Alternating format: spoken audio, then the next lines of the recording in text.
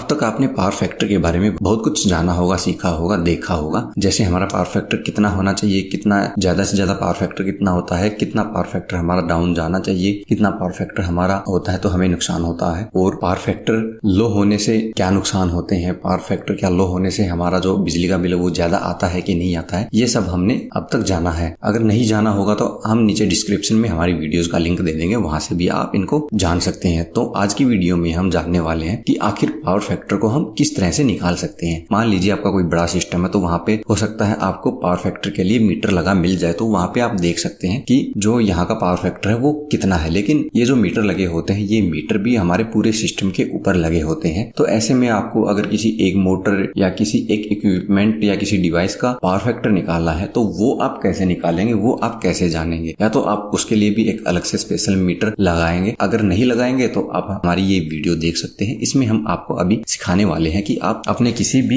एक इक्विपमेंट का power factor कैसे निकाल सकते हैं, साथ ही जो हमारा पूरा सिस्टम है उसका जो पावर फैक्टर था वो आप कैसे निकाल सकते हैं। चाहे वो पावर फैक्टर आप पिछले एक महीने का भी निकाल सकते हैं, एक दिन का भी निकाल सकते हैं, एक घंटे का भी निकाल सकते हैं। तो चलिए शुरू करते हैं हमारी इस वीडियो को। आगे बढ़ने से पहले दोस्तों, अगर आपने हमारे चैनल को सब्सक्राइब नहीं किया तो आप हमारे चैनल को सब्सक्राइब कर सकते हैं ताकि इलेक्ट्रिकल की ऐसी ही जानकारी वाली वीडियो हम आपके लिए लाते रहें। तो सबसे पहले बात करते हैं हम हमारे लोड जैसे कोई मोटर है या हमारा कोई भी और डिवाइस है उसका पावर फैक्टर कैसे निकालेंगे। तो जो हमारा पावर फैक्टर है उसको निकालने के लिए हमें एक फॉर्मूले की जरूरत पड़ेगी। अब जो फॉर्मूला हमें चाहिए वो फॉर्मूला हमारा होता है पावर। अब पावर यहाँ पे हमें वाट में लेनी होती है। हमारा जो लोड है वो चाहे एचपी में है, किलोवाट में है या वाट में है, कैसे भी हो, लेकिन यहाँ पे जो हमें पावर चाहिए वो हमें पावर वाट में चाहिए। इसके अलावा पावर डिवाइडेड बाय वोल्टेज, जो हमारी वोल्टेज है चाहे सिंगल फेज की है चाहे 3 फेज की है, मल्टीप्लाई करंट, यानी हमारा जो अभी मोटर है या जो भी डिवाइस है उसका करंट अभी कितना चल रहा है वो हम यहाँ पे नोट करेंगे। और साथ ही हमें एक चीज और ध्यान रखनी होती है, अगर हम सिंगल फेज के किसी उपकरण का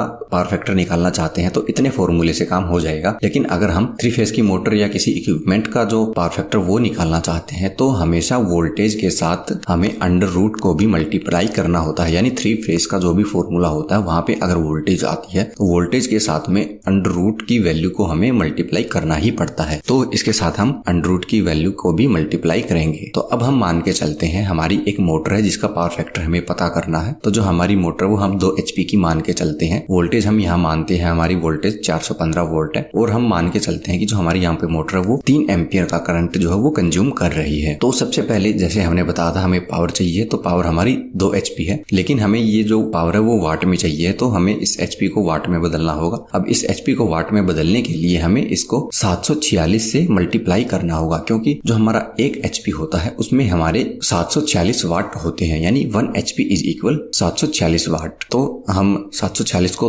2 से मल्टीप्लाई करेंगे क्योंकि हमारा यहाँ पे 2 HP है, तो जो हमारा वाट आता है यहाँ पे 1492 वाट आ गया। इसको हम राउंड फिगर में लेके 1500 वाट मान के चलते हैं ताकि हमारी जो कैलकुलेशन है वो आसान हो जाए। अब हम इसको फॉर्मूले में पुट करके देखते हैं। हमारी पावर सबसे पहले आएगी यानी 1500। अब हम इसको डिवाइड करेंगे। सबसे पहले अंडर रूट 3 की जो वैल्यू है वो 1.732 मल्टीप्लाई जो हमारी वोल्टेज थी 415 और मल्टीप्लाई जो हमारी मोटर करंट कंज्यूम कर रही है यानी कि 3 एम्पियर। तो अब इसको अगर हम सोल्व करके देखेंगे तो जो हमारा आंसर आता है वो 0.69 आता है, यानी हमारा जो इस मोटर का पावर फैक्टर है वो 0.69 है। अब आप देख के इसको पता लगा सकते हैं कि जो हमारा ये पावर फैक्टर ये बहुत ही लो पावर फैक्टर है। अगर हमें हमारी मोटर की सही एफिशिएंसी चाहिए, हमारा सिस्टम स्टेबल चाहिए, तो इस पावर फैक्टर को हमें बढ़ाना होगा। अगर आप ये नहीं जानते कि पावर फैक्टर को किस तरह से बढ़ाते हैं तो आप डिस्क्रिप्शन में दिए गए लिंक से या फिर आई बटन में दी गई वीडियो से आप ये सीख सकते हैं कि हम पावर फैक्टर को किस तरह से इंक्रीज कर सकते हैं, इसके लिए कितने कैपेसिटर हमें लगाने पड़ेंगे।